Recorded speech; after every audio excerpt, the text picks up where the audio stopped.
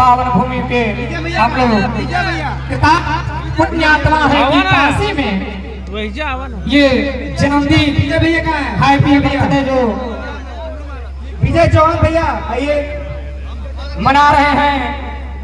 और कहा जाता है कि जीवन में अगर एक दिन अगर हम संकल्प बांटते हैं तो जीवन में कभी कोई बाधा नहीं आएगी। तो यहाँ एक दीप क्या, यहाँ तो अनेक है जो कि एक को अनेक बांटने से जीवन में अनेक अच्छा काम